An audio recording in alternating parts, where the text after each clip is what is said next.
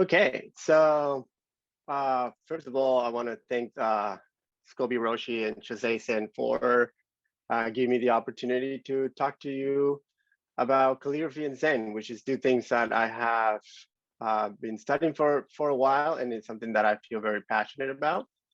They've both been two practices that affected my life in many ways, so I'm always happy to get the opportunity to discuss this topic with other folks.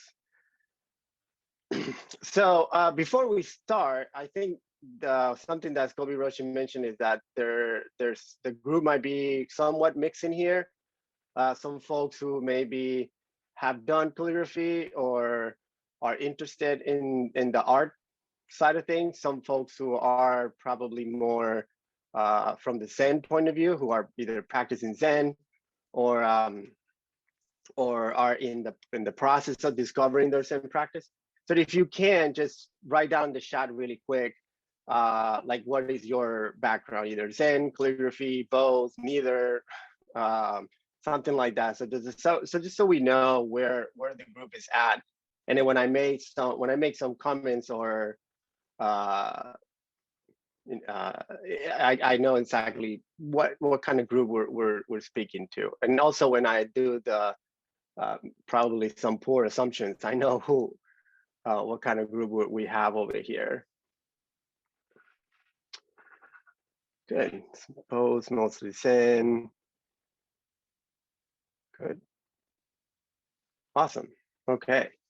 All right.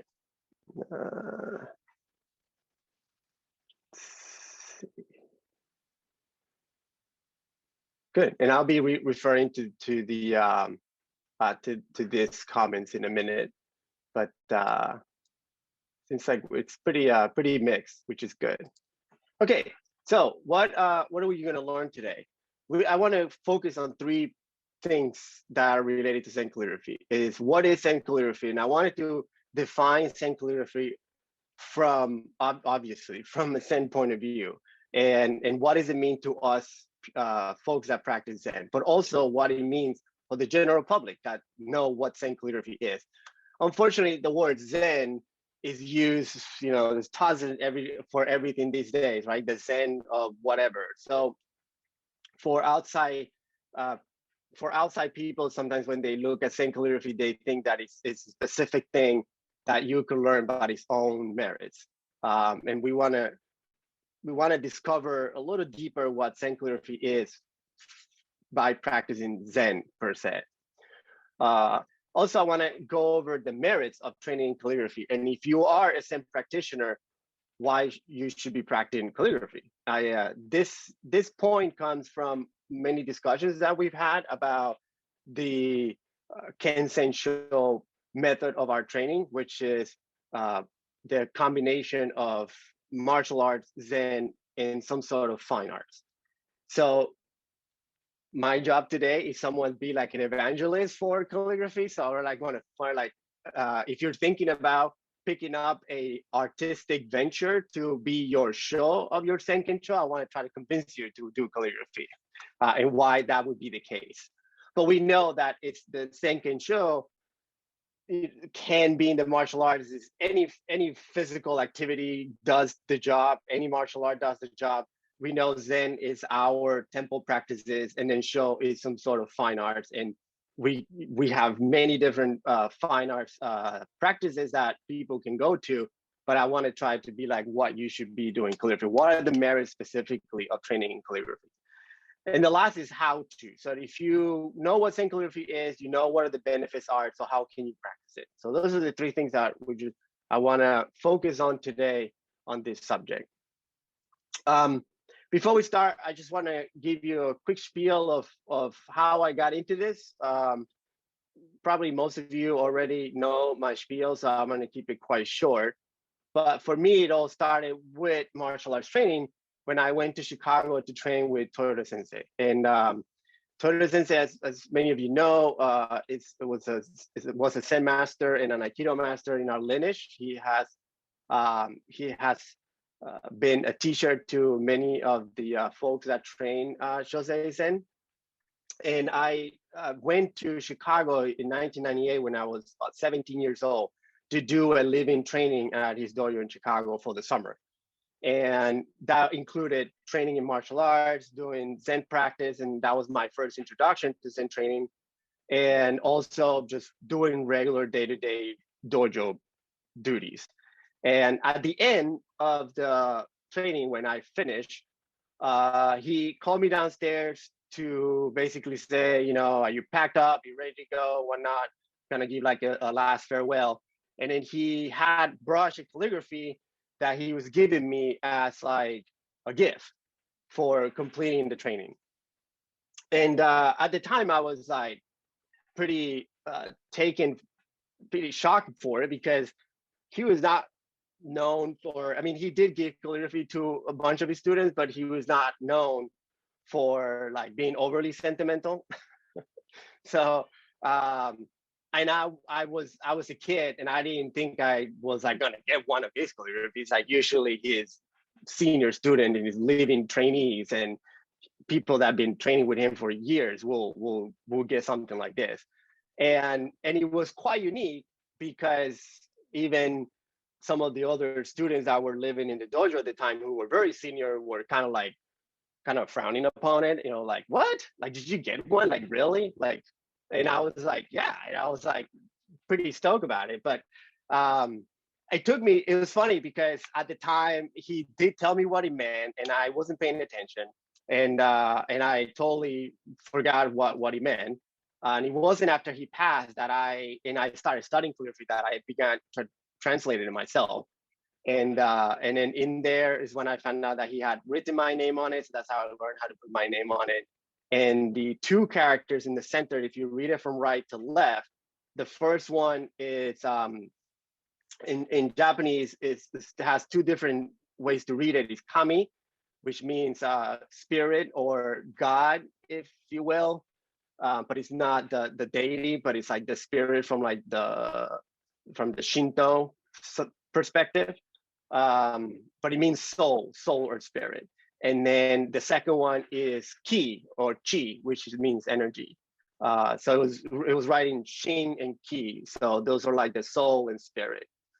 And then he had the date on it and his signature. So obviously, when he passed away, this became one of my biggest treasures because it's while he, you know, it's one of those things like there's only one, you know, and it became really special. So when I saw it, my first reaction was like, oh, that looks really cool. I want to learn how to do that. And I took it upon myself to buy some brushes and ink and try to like mimic what he was writing. But it took a lot of years to figure out that I was doing it wrong, and I actually needed to learn properly how to write with a brush. But that was the beginning of it. Was the inspiration of this piece that it was given to me by what you would consider one of my first Aikido and Zen teachers, and then it carries on every day to everything that I do. So from there on, that's long story short. I eventually decided to learn calligraphy properly and seek out a Japanese calligraphy teacher, and began teaching online and getting better at myself. And then now I teach calligraphy online. And then my connection to Shosei-sen comes from Toda Sensei and the teachers in Wisconsin. Once they settled there, we were able to reconnect, and now I'm formally back on Zen training with Green Roshi as my teacher. So that's where I'm at right now. And like I said, the first thing that I wanted to discuss is what is Zen calligraphy, okay? And I'm going to define it, and we're going to go through we're going to break it down to definition. But I define Zen calligraphy as the activity of communicating in samadhi when using brush, ink, and paper. Okay, so Zen calligraphy is the activity of communicating in samadhi when using brush, ink, and paper. So if we break this down, this definition, first we define Zen, and Zen at its core means meditation. And we know that because the character for Zen in Chinese is Chan, which is an abbreviation of the Chinese word Shanna, which is a transliteration of the Sanskrit word dhyana, which means meditation. So it was basically 4 languages trying to say meditation from one language to another language to another language to another language, and it gets down to us from Japanese as Zen. But at its core, it means meditation. Most of our practices that we do or call our temple practices are based on that meditative state, which comes the word samadhi, which is the state of meditative absorption. So the calligraphy has to come from that state to be considered Zen calligraphy. And the samadhi is where you get to the depth of the practice. Okay. So we have the definition of Zen. Okay. Zen is meditation or samadhi. Then we have calligraphy, okay, which is the art of writing letters or characters. Now, the purpose of calligraphy as an art is not necessarily for the characters to be read, but to communicate a deeper meaning between the artist and the viewer, right? If you're going to just strictly communicate the meaning of words, then you do lettering, which you draw letters. But calligraphy, you are writing the characters in a specific way that you want to communicate something. Most of the time it is tied to the meaning of the character itself, and the meaning, it's important to some extent, but it's not the main purpose, so to speak, okay? So if we have calligraphy as an art, then again, we have to come down to what art is, and art, again, is a form of communication. And it's an activity that stimulates emotion through the senses. And then that's one of the things that we can ground on when we look at other artistic venues in our training. We're still talking about the activity that stimulates emotion through the senses, okay? And one of the things that, one art that instantly you can think of it is music, right? Music definitely stimulates emotion through your senses, you know, through listening. Calligraphy is through your eyes, right? And calligraphy and music are more similar than calligraphy and painting in 2 specific ways. One, a painting is something that you do throughout a course of a long time, many different days. You can start a painting, do a little bit today, keep working on it and keep working on it. And some painters work on masterpieces for decades before they're considered to be done. They only paint one, that's paint it again. Calligraphy is more like music, meaning that you do it over and over again from start to finish, right? You don't start playing a song and finish it tomorrow. Like, you start playing a song, you finish that song. If you screw it up, the note halfway through the song, you start over again. That's the same rhythm of calligraphy. You start writing and you finish. And if you screw up halfway, you finish the piece screwed up and you start over. And you do it, you get better by doing the same piece over and over and over again. Like music, you get better by playing the same note over and over and over again. So there's a constant repetition there that I'll get back to it. So if we have meditation, samadhi, plus the art of writing characters, that's how we came to that definition that Zen calligraphy is the activity of communicating in samadhi when using brush, ink, and paper, okay? What are we communicating? We'll get to that in the section of the merits of calligraphy, but it's an activity, which means that this is also an action, right? It's not something that it's very intellectual, okay? Now, there's other things that we can define as Zen calligraphy, or would describe Zen calligraphy, right? We can describe Zen calligraphy as a tool for revealing the Zen path. Many teachers have used Zen calligraphy as teaching tools, right? They teach ways that students can find answers to their to their training. So it can be used as a tool for revealing the Zen path as a method of teaching Zen. It's interactive and dynamic. It can facilitate realization to the viewer. So when we're looking at the Zen calligraphy, we also have something to do in that moment, right? It's like, it's not all laid out for us, right? The calligraphy sometimes is going to take a little bit of time to digest. Sometimes it takes a little time to absorb in a way, and sometimes when we are trying in some of our training methods, when we're trying to copy a piece that was given to us, this is my example and I have to copy it. I always say that every instruction needed to copy that calligraphy is there. You just have to learn how to see all the little instructions and read all the spacing and the lines and the rhythm. So it's all there, but it's not laid out for us. So we have to also engage with the calligraphy itself to be able to work with it and learn from it. It's basically when you are engaged in absorbing a calligraphy, or like you're looking at a calligraphy piece, or you're involved in the activity of brushing a calligraphy, it basically is zazen in an artistic form. Okay, your state should not be any different than if you're on the cushion, or if you're standing in front of the piece, if you're on the cushion, or you're holding a brush. Okay, you have to reach to that same state in your zazen. So as a viewer, we don't read the Zen calligraphy, right? We have to absorb it. We have to look at it. We have to let it speak to us. We have to look at the details, appreciate the nuances, understand like the differences, and also like some of the things that may look a little bit playful, or some of the things that may look a little harsh, because those are that were transferred from the artist to the brush, and that's why you're looking at it right now. So if you want to, if you're studying and you want to brush something similar to it, you have to be able to absorb that so that you understand what kind of emotions you're bringing to the brush at the same time. Usually, what we understand as Zen calligraphy is bold, it's assertive, and most often it's abstract, which means it's done in a cursive style. Calligraphy,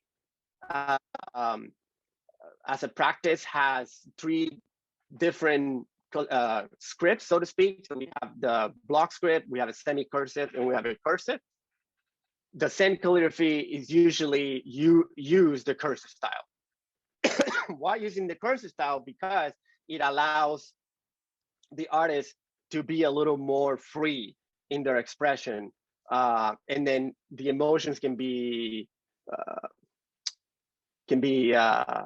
expressed a little easier when you use the cursive script than when you use the block script. However, there have been many different famous Zen masters in the past, including Hakuin, which is known for his block style calligraphy as Zen calligraphy. So it's not like a rule for all, but it's most of the time Zen calligraphy is using a cursive style of calligraphy. So right here on the right, you can see some examples and some Zen calligraphies from Zen masters in our lineage.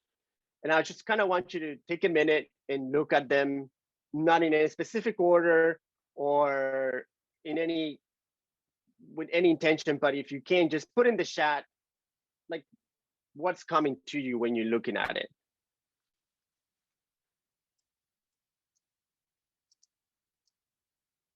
You can identify the specific one or not, just put whatever you came to you, and don't have to identify which one or which specific character brought that to you. But just take a minute and just be like, what's happening here?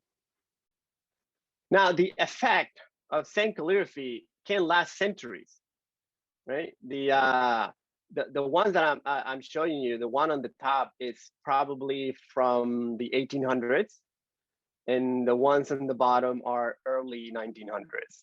But they're not that old, but I have other ones that are much older, but it can definitely, its effect can last centuries. And then that is something that it's also another great benefit is that even when the teachers pass, their teachings remain because they left calligraphies for us to study. Okay. Zen calligraphy also is known as Boku Seki. And Boku Seki means traces of ink. And it's used by Zen masters as a teaching tool. And Boku Seki is not necessarily focused on technique or craftsmanship, so to speak, but again, it's a form of expression, okay? So the Zen calligraphy itself, or Boku Seki, has its roots in ancient Chinese calligraphy from the Tang and Song dynasties. So a lot of Zen masters that left calligraphies for us were trained in all calligraphy techniques from China. And again, it follows the cursive script that I mentioned earlier, which is called the social or grass script. The why it's called grass script is because the idea is grass flowing in the wind, and in that just very smooth, very fast brush strokes is the main characteristics of this style. The calligraphy that you're seeing right now on the right is by E.Q. Sojun, which is a very famous eccentric Zen master that lived from 1394 to 1481. And he was the one who made Zen calligraphy popular in Japan. And look at his calligraphy for a second again, if you want to share in the chat what you're seeing, what is this guy doing on it? And for me, the main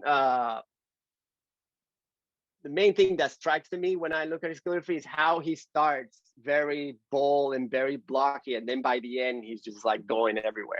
So there's a transition in his style of from block to semi-cursive to super cursive, which is something not really done in like the traditional calligraphy world. Like you either are doing block script or you're doing one style at a time. You don't mix them up. But if you look at E.Q. Sojun life, you will know why he was doing that. He was quite the character, and a lot of Japanese children's book are written from his stories because he was very mischievous. So, but he was the one that made Zen calligraphy that we know today popular, and as a form of expression, but also as a form of appreciation. And two calligraphy masters that are part of our lineage that are also famous for calligraphy is Hakuin and Yamaoka Teshu. So for those of you who have done calligraphy in sessions or some of our training, you probably have done something from Yamaoka Teshu. All right, so let's talk about the merits of training. Why should we train? The practice of Japanese calligraphy demands patience, undivided attention, and full concentration. Therefore, it can become a great resource for releasing the pressures of daily life. Now, we'll break it down. We're going to break it down a little bit more in detail, but when we talk about patience, undivided attention, full concentration, that is getting into the samadhi state. And when we're talking about it can become a great resource for releasing the pressures of daily life, is to give us a practice to balance all those challenges that we have. Okay, so we can use calligraphy practice the same way that we can use zazen. Okay, it's not a replacement, but it's definitely a complement. Okay, like better. I always try to always try to describe it as like salt and pepper, right? You don't need one or the other, right? You can season with salt, you can definitely season with pepper, but if you do put salt and pepper together, that's a whole different level, right? So it's like you don't need one to do the other, but it's the two combined that give us the edge. So it reveals our humanity to the brush strokes. For those of you who have ever picked up a brush before, you understand what I mean. Like you do a brush, you do a stroke, and then you want to cry after that because you cannot understand why it looks so bad. And then you try to do it again, and you try to do it again, and then it's basically all your all your demons are just coming out, and it's just right there in front of you to see it, and you can't hide it. When you are practicing, time and space are transcended. You just focus on brush and paper. That's it. There's nothing else, right? There's nothing else going on, just brush and paper. When you learn how to handle the brush and the paper correctly, then you can use it as a way to express your personality. Now, our personality still comes up in the beginner stages, but it sometimes is without control, right? But once you learn how to control the brush, you can also, what's the word for that? Intentionally try to express your personality. While when you're trying to train, you're not trained with the brush, your personality is expressed unintentionally. Even sometimes you don't want it to. An example is that you're frustrated, or you're tired, or you're angry or something. It probably is the end of a long training day, when usually when we do calligraphy, and you may not want to specifically demonstrate all those feelings, but they're still going to come out of it anyways, right? Because once you have the training with the brush is when you can control how you can express your personality. It can touch the heart and clear the mind for those who experience it, and that is one of the benefits of having these pieces from the old masters as well. So what are the meditative qualities of actually doing calligraphy, right? So we're talking about how similar it is to Zazen, but how it is when specifically when I'm practicing calligraphy. First is that it's simple. It's just blacking on white paper, okay? We don't have to worry about colors, mixing, and anything like that. It's just a white piece of paper, black ink, and a brush. That's it. So we're minimal in the method. Demands fierce concentration. You have to simultaneously pay attention to balance, composition of the character, the movement of the brush, how much pressure you're putting onto, how fast you need to move it. That is, if you're doing one character. If you're doing 2 or 3 characters, that applies to not only each character individually, but all of them at the same time. Like how all 3, 4 characters are composed together, how are balanced together. What is the connection between the first character and the last character? One of the things that happen a lot when we're trying to do calligraphy is running out of space in the paper, right? We took too much space, and then now I'm like, oh, I don't have space for the last one, because you're thinking 1 and 2 and 3. You're not thinking, no, 3 is 1. You have to start. You got to think third character before you start brushing first character. So having all these things it's like wearing an octopus suit. Having all these things on you that you have to constantly manage to create that one character requires a level of concentration that's fairly unique. And this intense focus, again, we're going back to the word samadhi, is where you lose the distinction between you and the outside world, because you have entered a state where you have been completely absorbed by that fierce concentration that you are practicing. Patience, okay, and this is a big one. It requires relentless repetition. You got to push through failure and try again and again and again and again. And those of us know what I'm describing is what we call shugyo, okay? Is that repetitive action, daily practice, refinement, just working. It's like forging, working over and over and over and over again. Sometimes to the point when we think it's futile. I'm like, this is going nowhere. But it is not. It is going somewhere. It's just a matter that it takes a while, and it takes a lot of dedication to get there.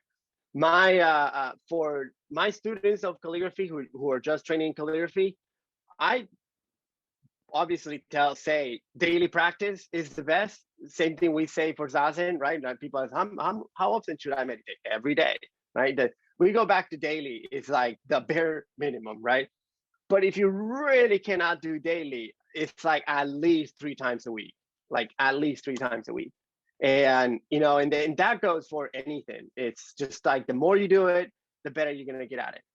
If you're going to practice for 2 hours once a week, it's not going to be the same as doing 20 minutes every day or 30 minutes every day, right? So the training method is the same. It's consistency, it's repetition, and then just relentless. Just you got to keep working on it. So we're on to how we're going to do this. Okay, now specifically how we're going to do this. If we want to practice Zen calligraphy, I like what I see. Like, what do I need to do? Maybe that's the question, right? We had this quote by Boku Seki, which is the founder of Shosenji, and it's one of the Zen masters in our lineage, which the practice of calligraphy was handing down to us. And his quote says, in Zen art, and obviously he was a master calligrapher, in Zen art, technique cannot be entirely disregarded, nor is it possible to rely exclusively on inspiration. Lack of spiritual maturity can prevent proper utilization of technical ability. However, spiritual maturity cannot create beautiful art without formal training. So, I mean, what he's telling us is that we just need to study it like anything else, right? You want to study music, you got to pick up an instrument and learn the notes.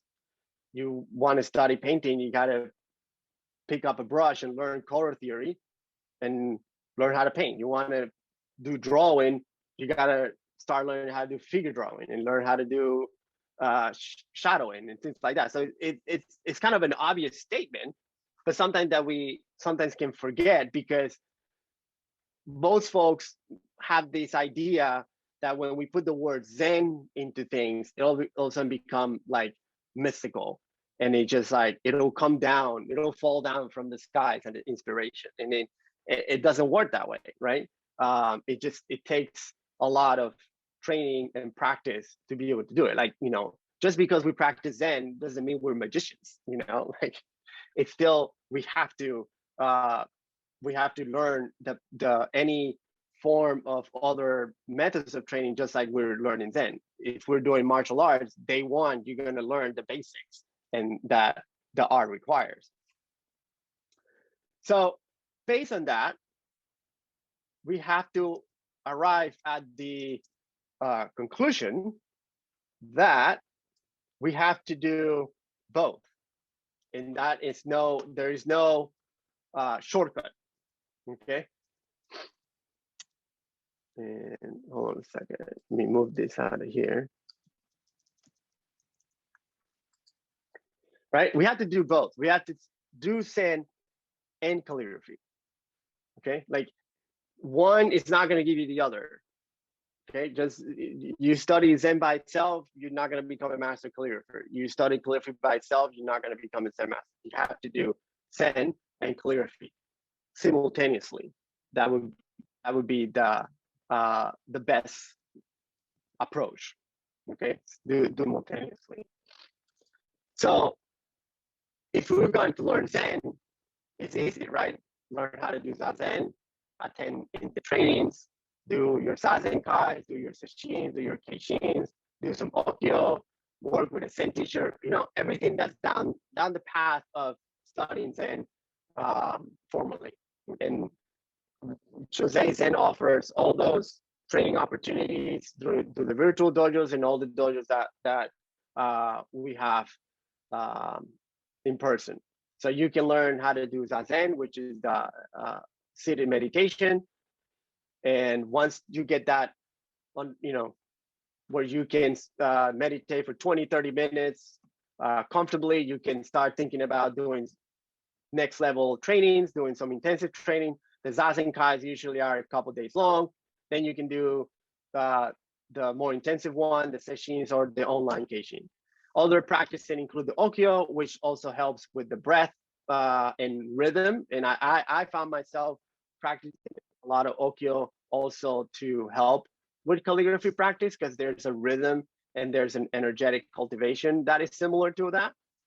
And, you know, and then once you're heading down the path, you can start working with a Zen teacher, do koan trainings and all that. So that, you know, that is the Zen part, okay?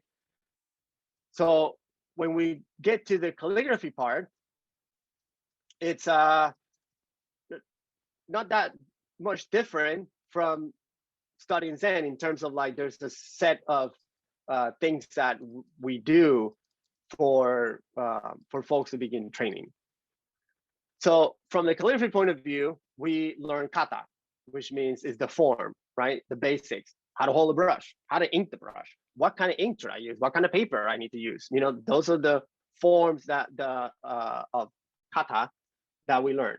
This is what you see here on the right-hand side is a character that every beginner learns when they're starting calligraphy, because that character encompasses all the basic strokes found in calligraphy, okay? All the basic strokes are in that one character. So if you learn how to write this character, you can, you know, technically write any character. So you gotta learn the style as masters, okay? So we study examples from other calligraphy masters, whether they are saying calligraphy or not. It depends on what you're studying, but we study by copying the work of other masters. You have to build a solid foundation in the basic technique. You memorize the elements of writing, and you learn how to use the tools that are available to you. So that's at its core, you know, how do you want to pick up a calligraphy practice? So obviously, if you're like, I want to do this, what you can do right now is buy the tools. And that if you visit my website, I have a bunch of resources on what kind of tools you can use for paper and brushes and whatnot. And if you have a calligraphy instructor nearby, then start taking some classes. You know, you can do classes online like I do, or if some folks who are in person, that can be too. But the key here is that your calligraphy teacher will teach you calligraphy, right? And your Zen teacher will teach you Zen. You are the one who needs to use the two of them for your training. You're the one who needs to use what you're learning in calligraphy as a full to complement your Zen training. And you're the one who needs to use what you're learning from your Zen training and apply it to your calligraphy. Like that's the work we all do, right? Because Zen calligraphy is not like a one thing that I can be like, here, this is Zen calligraphy, you learn it. It's not that way, right? It's something that we all have to develop by doing the practices of Zen and calligraphy. So let me see if I can move on one more time. Let me see if I'm not freeze up. I wanted to one last quote to finish this section, and it's by Nakabayashi Goshiku, which was a calligrapher who was known as one of the best Japanese calligraphers of the Meiji period. And he says, training in calligraphy alone makes you a skilled craftsman. So technical skill comes from training with the brush, while the heart of a work comes from training the mind. And that's where the two practices come together, okay? You have what I like to say or explain this the easiest way possible is that if you have something to express, right, you have a heart, you don't have the technical ability to express it fully, right? Or you have the ability to express something, but if you don't have the heart, then basically what you're writing is just, you know, just a master technician. It's dull, right? So if you have something to say, you need to learn how to say it, right? So that's how the two things work together. If you have the heart of the work comes from your Zen training, that's great. You have reached a level that there's something to express. You have to now get the technical skill to be able to express that. And I think the two of them working together is where the synergy comes from, okay? So I was experimenting how I was able to like tilt the camera, move the camera to like do a demo, but that didn't work. So I thought the best way was to just play a video. So that way I could have it already. And then on that video, it's what I'm writing is this poem, is the verse of this poem that says, quiet night, there are no neighbors. And it's a verse from the poem Enjoying a Visit from My Cousin Lulun by Sikon Shu, which was a Chinese poet from the Tang Dynasty. I wrote this at the beginning of the pandemic, and there are no neighbors on it. And I'm not claiming that I can, that I'm a master Zen calligrapher by any means. I'm just a practitioner as anybody else's, but I can show you what I do to try to manifest the things that we're talking, the things that we just talked about. Let me see.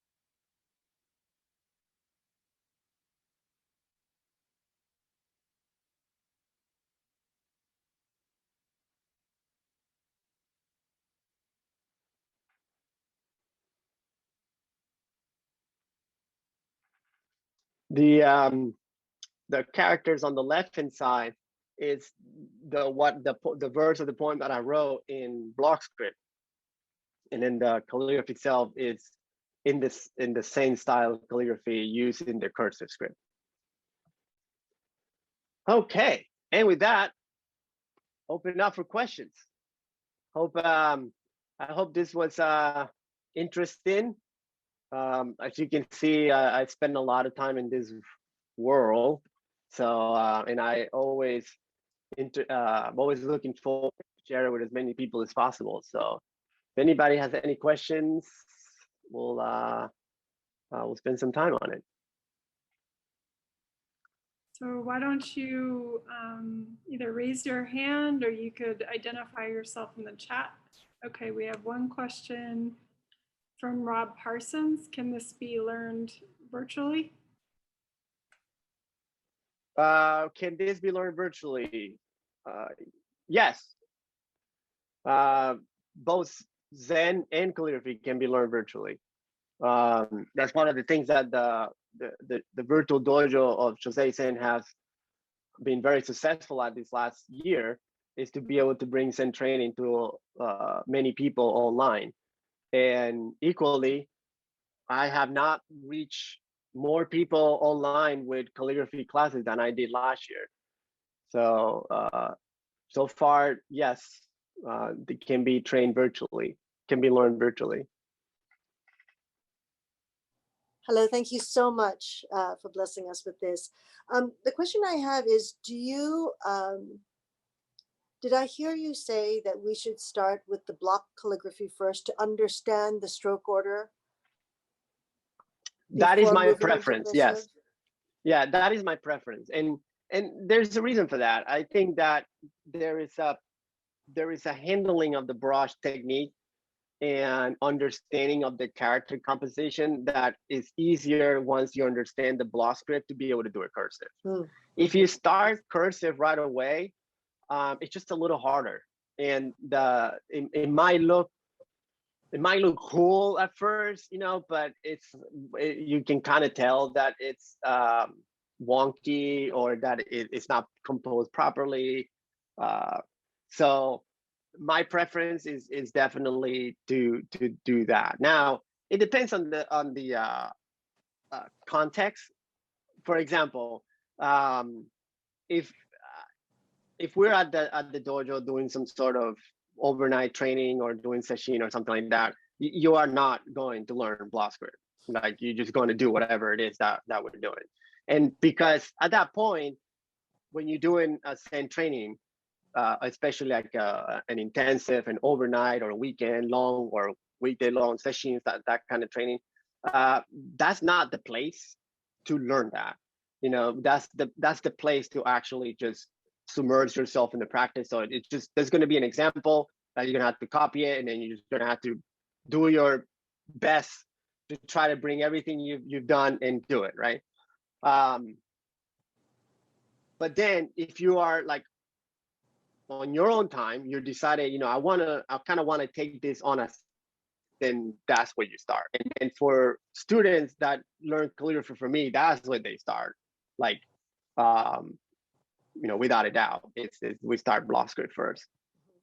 And you start the block script on pencil and paper or immediately with brush ink? No, brush ink. Immediately. Yeah.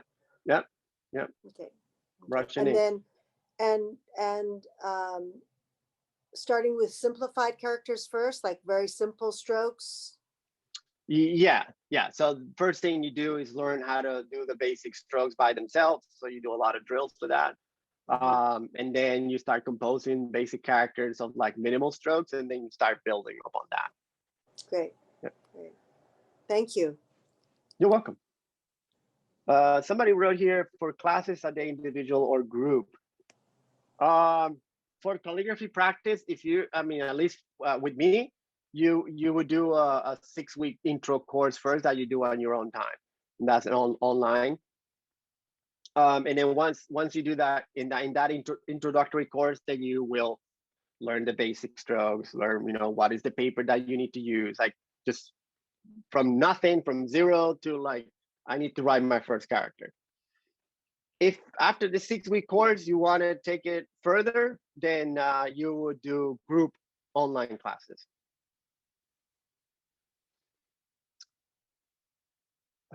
What do you think about reusable calligraphy mat as an alternative for paper? Is that the thing that you write with water? That you water on the paper and then it shows you the character and then it disappears? Yeah, yes, that's the one. Yeah, that's okay. But I mean, there is something about the ink that's important, and how the ink reacts to the paper. You know, when I was talking about the intense focus, all the things that can go wrong, that's one of them. Like learning how much ink you put on the paper, on the brush, how much pressure, how much, you know, is the stroke getting dry. You know, the water with the paper water, it's it's very, very forgiving. So it sometimes can do a little more damage than good, but definitely my preference is to go directly with ink.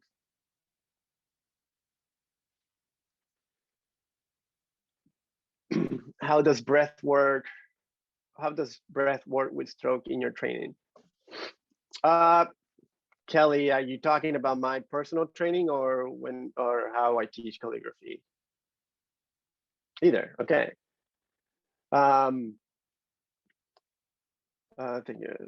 Thanks, Frank. I do recognize your name.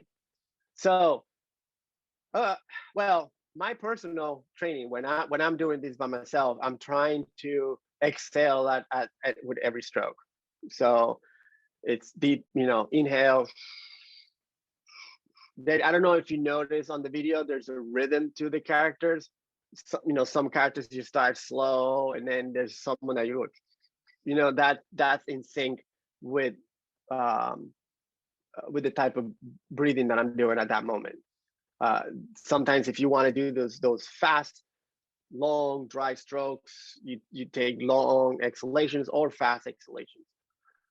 how I teach that in the beginning, I mean, basically just say like, just breathe when you're trying to brush, because people get really tense when they're holding the brush and they're, they're holding their breath when they're trying to write.